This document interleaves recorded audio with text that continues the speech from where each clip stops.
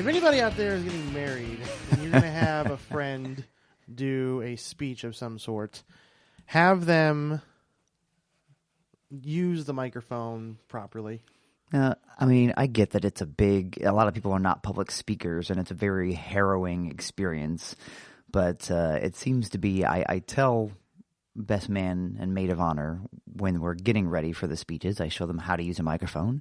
I show them that it's already on and they don't have to press anything. And then I say to them point blank, I say, if there's one thing you remember me saying to you right now, it's this: hold the microphone right by your mouth. I said, let it touch your chin. The closer it is, the better it's going to sound. And without fail, 2 minutes later, when I'm introducing them, they stand up, microphones at their hip, and they're trying to speak like it's all good. Yeah. I'm the same way. Like, I'll tell them, I will tell anybody, bride, groom, father, uncle, whoever's going to say something, and it never fails. You tell them, especially the chin thing, rest it on your chin. Just put it right there next to your chin. If it touches your chin, that's fine. Nobody's going to hear it. Right. It's going to tap your chin, and then you're going to move it away, and you'll be perfectly fine. But yeah, eventually they continue to talk, and then it gets further and further and further away. And it's like, I can only turn the volume up so far, and then it's kind of on you. Right. And you have to make those changes however you can. So I think a lot of people are freaked out by the sound of their own voice. And I am. Traditionally, yeah. I know traditionally we stand by, or, a lot of times head tables, things like that are near the DJs. So they're close to the speakers. And when they hear themselves coming out of the speakers, they're like, oh, I need to quiet it down a little bit. And they don't realize that, 100 yards back, there's a table of people who are trying to hear what they're trying to say. Yeah. 100 yards. It's a large banquet room. Well, hey, I don't know. The place I was in this weekend, there are some long, skinny rooms here in town. Maybe not quite to that level, but yeah. But there are some long, skinny rooms, some echoey rooms. Mm-hmm.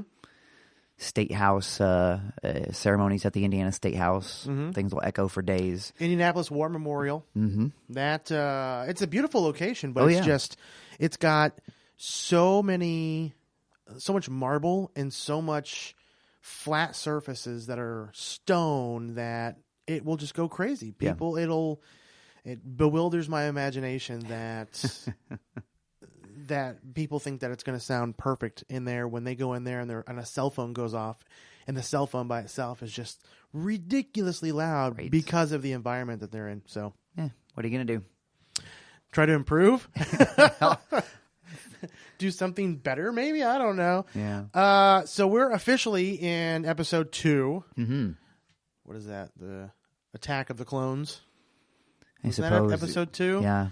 I'll try to block it out, but yes, you're right. Actually, that one wasn't terrible. Of the first 3, that's probably... Because that was the one that had like actually multiple Jedis all like... Right, there were some good fight scenes. That was where they kind of gave the background story of the clone army and kind of how that happened. It was nice to kind of see that piece of the puzzle kind of explained. It didn't feel quite as forced as some of the other explanations in episode 1 and 3 because they had to put pieces of the puzzle into place. Right. So yeah, I guess number 2 isn't so bad. It isn't so bad. But no, all right. I don't like 3.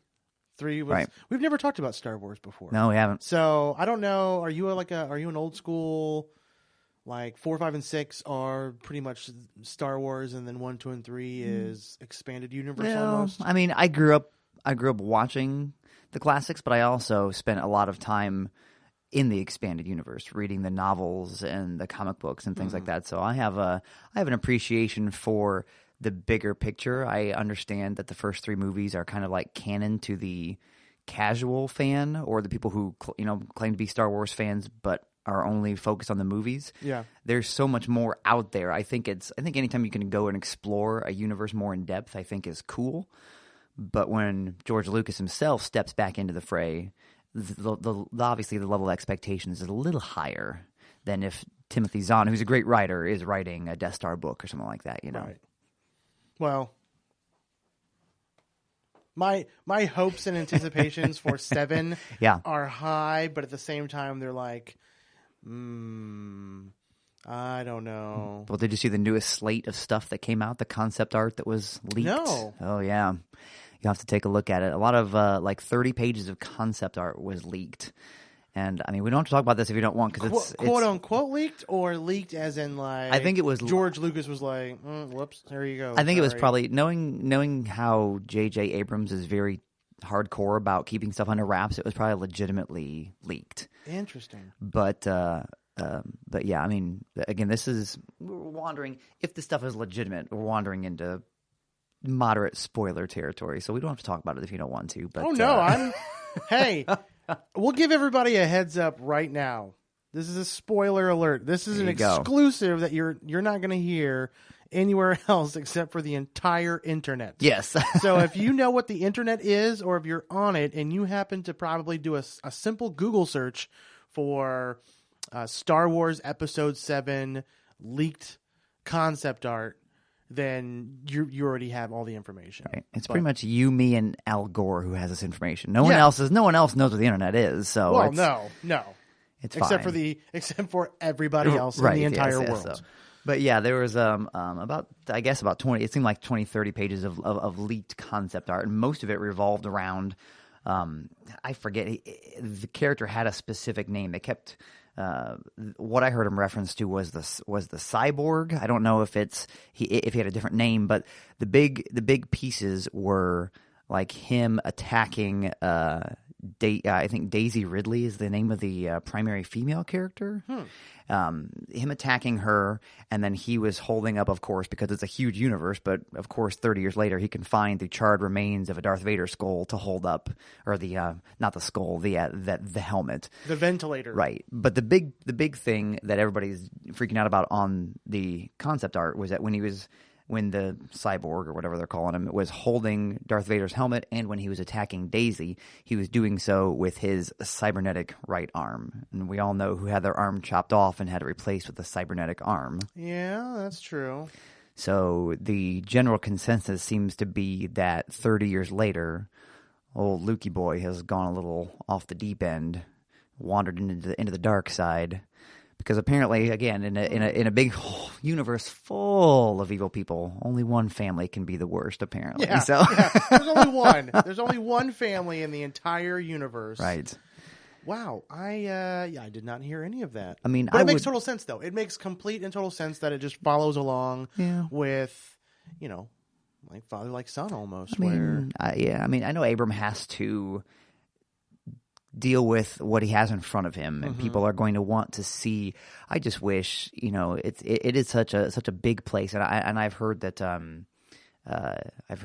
Peter Mayhew, who plays Chewbacca, is back as Chewbacca, and somebody said that he one of the concept pieces show that he lost an arm in a battle or something. I don't know if there's just a universe full of one-armed bandits or what, but it seems like everybody's losing an arm here.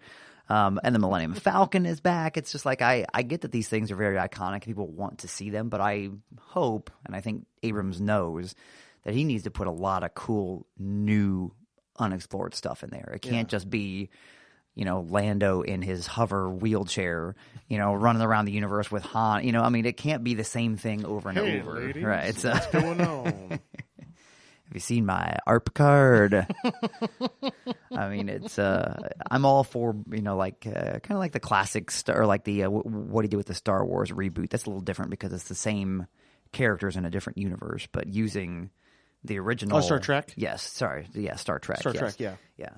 Same characters, different universe. I like that he brought one piece over. The original Mr. Spock, Leonard Nimoy, got to do a little bit of a crossover there, but he wasn't trying to throw 5 characters and them find the old Enterprise in a junkyard somewhere, something like that. Right. It's, there's a fine line between making it your own versus just like, hey, look at what we got again. You know? So I'm the biggest concern that I've got is, and you kind of touched point on it a little bit, is just trying to bring too much and do too much, because when they started announcing, Harrison Ford's coming back and Mark Hamill's coming back and all these iconic characters, because they're not going to come in and play somebody else. They're going to come back in and bring the characters back to life again. My biggest fear is that it's just you kind of want to just do something new. You kind of want to do something. You need something else. You need something not revolving around them. And if they're only in there for like 5 or 10 minutes of the movie, there's part of me that's okay with that. Oh, it's yeah. like, all right, maybe this is just kind of a tale, or the movie kicks off with, here's what's going on with them, and Luke loses all of his brains and just starts killing people left and right or whatnot. Right. But they need something different. Almost like a passing of the torch I would be okay with. Mm-hmm. But yeah, just, the further adventures of the original gang isn't going to get the job done. I mean, the rest of the concept art I saw was really cool. There was one shot, I don't think it was a specific planet, but I think the assumption is that once the Empire fell, that things started to change in the universe massively. And one of the cool things I saw on a planet was, one of the big AT-ATs, one of the big four-legged walkers. It was a shot. It had fallen over, obviously, some time ago, but somebody took it on its side and converted it into a base. So they, so the belly was kind of their home base, and the different legs splaying out where the, different, they had turned it into like a, one was like a gun turret and things like that. So I mean, there are some cool things in there. Don't get me wrong, but it's just, anytime you take an iconic project like that, you're gonna have people. So who you're are basically just saying that the whole thing's gonna be horrible. Yeah, just be prepared for it, because Jar Jar is gonna be back. Turd Ferguson. Think about it. Turd Ferguson. I really hope it's not a Turd Ferguson. I really, really hope it's not. No, me either. But yeah. I know that you were talking about Star Trek a little bit ago, and they released, what was it, 4 or 5 days ago, rumors that William Shatner was like, yeah, I'm going to be in the next one. Yeah. And then he went back on it and said, no, I'm actually not. And then I was back again saying, oh, nope, actually I am. See, I love Bill Shatner as a person. I love him. I think he's hilarious. I think he is a character. I watch him. He's one of the few actors that I would watch him in just about anything. And he's done some great stuff. He did Star Wars. I haven't so much gone back and watched some old T.J. Hooker or anything like that. But I mean, when he was in Boston Legal, the David E. Kelly TV show with James Spader. Wonderful Ultron. Stuff. So yes, that's right. When he seems like he has very little filter at this stage in his career. I don't think he cares. Nor does he need to. No. Right? Exactly. So he honestly could care less, and he's just like, listen, right. I'm William Shatner. Yeah. So I'm William Shatner. Dramatic pause for way too long. My guess is that Abrams or someone on Abrams' staff reached out to him and said, "Would you be interested in something like this?" And of course, he's not going to say no. And he probably let it slip somewhere that, oh yeah, Abrams called me. He made it sound more trumped up than it was. Right. And as the internet is wont to do, took it and ran heartily with it. So heartily ran into the distant future. Well, that's a good segue into kind of something that I was thinking about talking about as far as movies and upcoming 2015 and the future of Marvel and DC.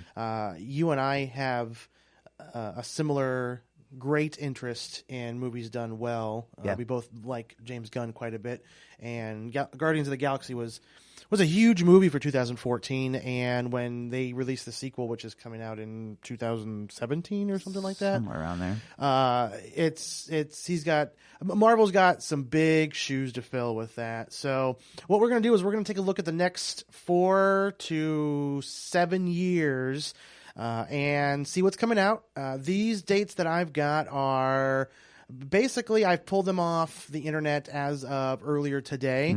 So dates could change. So if you're listening to this in 2017, it might not be the same date. But as of right now, this is what's coming out. So 2015, of course, we've got the Avengers Age of Ultron. Yep. That's coming out in early May. And then Ant-Man scheduled for mid-July 2015, and then the new Fantastic Four reboot for early August 2015. Thoughts and opinions on any of those, Tony? Me personally, stoked about Avengers, stoked about Ant-Man. I really could give a flying fart about Fantastic Four, and I feel bad about saying that because I know that you just recently got your Challengers of the Unknown, which we might tap into a little bit today, but they've just done so much, from what I've heard, so much different that it's not good different. It's going to hurt. Well, and you feel too. You get the feeling that the Fantastic Four, in terms of the movie, I know they're not attached to the official quote unquote Marvel Cinematic Universe, but I feel like Fox has had their chance with two of the biggest Fantastic Four storylines probably ever. You know, the first movie they established, Doom as the main bad guy, and he's obviously, he is the guy. He's like, for decades, he's the scariest, evilest guy that they know, and he kind of came across as kind of a pansy, kind of a little whiny baby. So not little. He was a pretty major whiny baby. This is true. I want the girl. I want the power. I want everything because I am Doom. And then the second movie, I was thrilled when they said Silver Surfer, Galactus. One of my all-time favorites, Galactus. My first thought obviously was, how are you going to take this 300-foot tall dude dressed in blue and purple and put him on the screen with his ginormous crazy helmet and stuff? And they found a different way to do it, which I wasn't necessarily opposed to, but the movie just didn't jive. The story was not where it was supposed to be. So I feel like they've had their chance with Fantastic Four. Yeah. This reboot feels like they're just trying to move drastically in a different direction because they want to distance themselves from what's come before. Mm-hmm. And I don't know if you heard Marvel's announcement, I think just a few weeks ago, that they are, as of I think January or February of next year, ending Fantastic Four's comic run. Yeah. Permanently ending it. Some people are saying, oh, that's a dig on Fox, because they don't, you don't want them to have any source material. I don't know what to think about that, because if anything, even a bad movie is going to generate publicity and generate comic sales. If there was comics out there when this movie came out, they would sell. Didn't they do this like 3 years ago or 4 years ago? Didn't they end Fantastic Four? It's a good question. I want to say it was... I know it was minimum 3 or 4 years ago. It was probably longer than that. Probably should do some research on the internet, but I didn't. Who has time to log on to that? I know. It's so slow with ultra-fast lightning speeds from Google Fiber, which is not in Indianapolis, but it needs to be. No, they did something like that. They ended, I want to say that they ended the Fantastic Four, or maybe they killed off Johnny. Because I remember they permanently killed off Johnny, but then he's back. Quote unquote permanently. Yeah. Right. Just like Wolverine just got quote unquote permanently killed off. Yeah. See you in a few years, Wolverine. Yeah. I don't know. I know see you in 2015. Yeah, they've tried just in time for your next movie. I know they've tried to move to their Ultimates line, right? For a while and kind of take the focus off the classic team. But I don't know. It just it seems like Fantastic Four has had its chance. I mean, I don't want to say the same thing about Spider-Man because he's such a great character, but I feel like this new series, The Amazing Spider-Man, 1 was okay, wasn't thrilled with it. 2, I have yet to see. Oh, you haven't? On principle alone, really. And I've heard that it's pretty much the franchise killer. It's close to it. Yeah. My wife and I saw it, and it wasn't everything that we had hoped to. I went into it as a non-comic book fan. Yeah. And I'm a huge comic book fan. And I went into it with the anticipation and the hopes that it was just going to be a really, really enjoyable movie. Yeah. And when you take a step back, it's like when you compare that to the Sam Raimi movies, and you're like, okay, Sam kind of had the feel. Like I honestly feel that Spider-Man 2, the original Spider-Man 2 with Doc Ock, the best Spider-Man movie of all of them. Yeah. For some reason, that one always resonated with me. But the thing that I never liked about it was he never had that really sarcastic wit that Spider-Man always had. Right. Peter was always really quiet, but Spider-Man was just all up in your face every which way. And Amazing, he has that wit, but everything else is just like, it just doesn't, it's not there. Right. The one thing that there is some really great nods to the books in Spider-Man 2, and I could feel that they were trying to pull stuff out, but there was more that was pulling me out of the movie than there was pulling me into it. And in turn, I watched it and I was like, well, I'm glad I rented that and I didn't buy it. Sure. And I was done with it. So well, that was in watching the first one. That was kind of a similar complaint. Is that I think I don't know, for me the biggest roadblock that Spider-Man has to getting onto the screen in his full form from the comic book page is that written wit is vastly different than spoken wit. And I think what happens on the page in a speech bubble does not translate well to an in-the-moment, mid-action scene type of feel. It just doesn't work. Right. And so I think that's obviously not only his greatest strength in the comic, but it's one of his greatest challenges in film form. But I don't know. That's probably, honestly, if anything, the silver lining of the Amazing series not doing so well is that it sounds like recent reports have said that Universal, is it Universal that owns? Sony and Fox. Sony, yeah, they've started to loosen their hold and open the potential that Spider-Man might be able to come over into the cinematic universe, which would be nice. I don't know how that all is going to play out. Mm-hmm. I mean, eventually it'd be nice to see everybody get together, but I don't think that's ever going to happen. Yeah, the big one was Fox. They own all of the mutants, right? Basically. Then you have Sony, which has the Spider Universe, right? And then is it Universal? I want to say it's Universal that has basically all the rest of Marvel. I feel like I think Fox has the Fantastic Four. Yes, Fox has Fantastic Four, and they'll drop him. Right, but then whatever the Disney Marvel conglomerate empire is, ABC, much everything else, everything in between, which kind of brings you into 2016. Yeah, which there's slated right now. There's a lot. If you notice, 2015 was all Marvel movies. Right. Still no DC. Right. 2016, we actually see the introduction of a couple big DC movies. Middle of February, this is all 2016. Middle of February's Deadpool, which we've got mutual friends that love Deadpool and is beyond excited. Yep. I love Deadpool, but he's one of those characters that's kind of like, how are you going to stand alone as a movie? Yeah. Late March 2016, Batman v Superman: Dawn of Justice. So here comes DC. May 6th, which is early May, Captain America 3, which is where we'll see, hopefully, that beginning merger of the Civil War type of an effect. Right. Late May 27th, as of right now, X-Men Apocalypse. Early July, Doctor Strange. That's not official, but there's a lot of serious rumors going around about that. Early August is Suicide Squad, so there's our second DC. And then mid-November, around the 11-ish, is Sinister 6. Now, you were talking before about the whole Spider-Man coming over into the Avengers line, and if they're able to do it, that Civil War line I think that'll be really cool.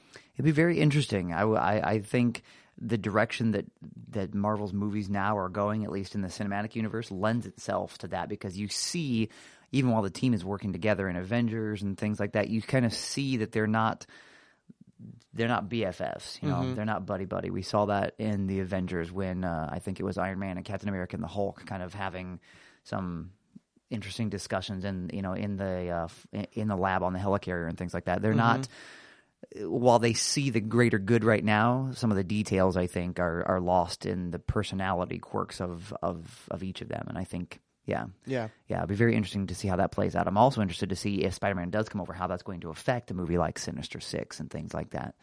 I don't know how those storylines, if they would just continue on separately or I don't know. I really, really wish that X-Men could get in there in some form or fashion. That's going to drive me crazy, seeing Scarlet Witch and seeing Quicksilver in this upcoming Avengers, and because we just got done watching Days of Future Past, and it's just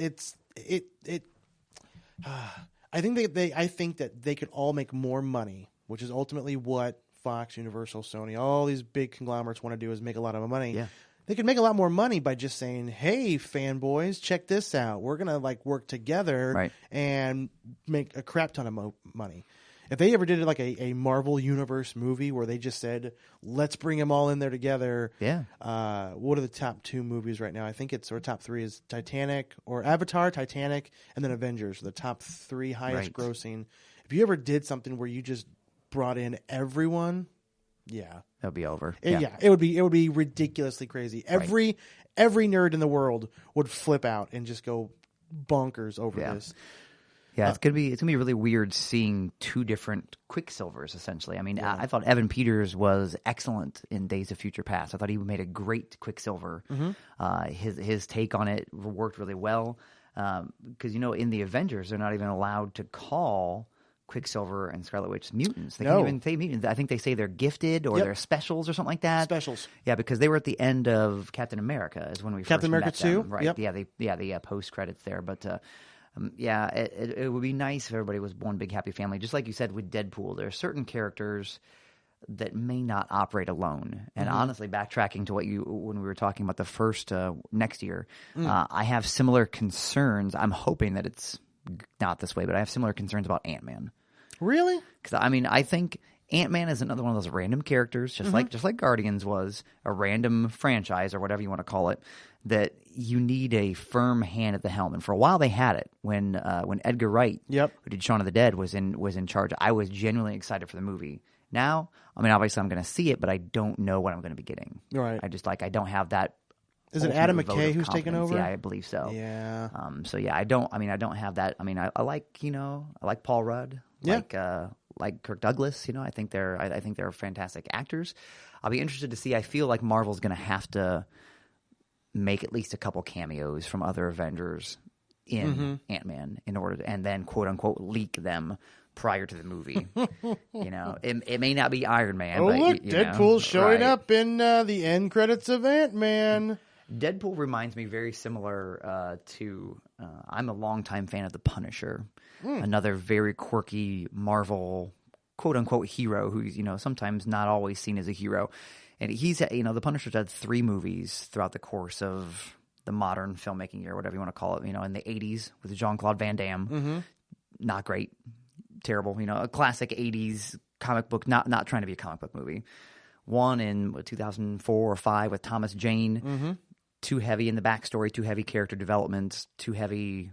He's trying to be a superhero or a vigilante with a heart of gold. And the most recent one came out in 2010, 2011 called Punisher Warzone with I believe Ray Park was the Punisher. I don't think it was Ray Park. Maybe no, we're not. Ray Park was with Darth Maul. That's right, he was Darth Maul. Who am I thinking of? Ray somebody or other. Ray Stevenson? Yes, Ray Stevens. Ray Stevens? Ray Stevenson. Wasn't Ray Stevens a comedian? I don't remember, but it's Didn't Ray something. I don't know. But that's, you keep going. We'll find out. That's the movie. That's the closest the Punisher's come to his own movie because they took all the backstory away. They took all we gotta make him lovable or whatever. He just did what the Punisher does, which is blow stuff up, kill bad guys, and it was phenomenal. So I'm concerned. I hope that they make that leap with the Deadpool movie and go right to Ray Stevenson, okay, and have some fun with him. What we saw from that test footage seemed like a pretty good blend of the funny and the crazy and the quirky. So hopefully they'll be able to get him there. So. They'll do something with him. They'll do something fun. Hopefully, Ryan Reynolds. That character was kind of written for him. That dry, sarcastic, witty. It needs that. It needs that a great deal. Yeah. Through 2017 and 18, there's just so much. We're not going to go through all of them. Between DC and Marvel together, I think they've got a combined total of like 35 or 40 different movies over the next 6 years. Big plans. And I feel bad for DC because they're way behind in this whole process. Well, and they've got. I don't know what it is, but maybe it's because of where we are now in the middle of this cinematic kind of onslaught. But I feel like their characters, even with Superman and Batman trying to get onto the big screen and get, I feel like their characters are still kind of stuck in that classic. I think of DC characters as I did in like the 80s and 90s. I think of Superman in his bright red and blue flying through the air. I don't think of him as his brooding alien fish out of water kind of guy. That's just Batman, same thing. I think of Batman. When I think of Batman, honestly, my first thing is probably Burton's Keaton? movie, closely followed by the Adam West, Biff Powell, Zap, right? Kablowie. Yes. Yeah. So, I do want to talk about, and you hit it a second ago, the whole Batman, Superman, the Batfleck. I personally am actually very excited about it. I've been excited since they announced it. I think there was about a 3-second period when I was like, what? And then when I really stepped back and I thought about it, I was like, no, he'd be a freaking awesome Batman from the physical standpoint, but also just from the actor standpoint. I mean, Christian Bale did a wonderful job, but I'm more excited about seeing Affleck, who's got already a really thick, deep passion for Batman between him and Kevin Smith and their relationship together. Yeah, I'm actually really, really stoked about seeing a 6 foot. What is he like? 6'1", 6'2", he's something a big like guy. that. Yeah, yeah. And then he's been working out, and he's just. I mean, he's he's a big guy. Yeah. He's going to do some major damage on screen. Yeah. Any thoughts? I think people's initial gut reaction is, oh, another actor playing Batman. But when Batman's been on screen since the 60s, you're going to have different people playing them. You know, it can't be, Christian Bale can't keep coming back and doing it. You know, certainly, Keaton's not going to, these people can't keep coming back because you're trying to portray the same character, but he's not aging in that way. You know, we're still most movies would try to show Batman in his prime, I guess is what you would call it, is kind of his peak of his crime fighting or whatever, his, storytelling ability.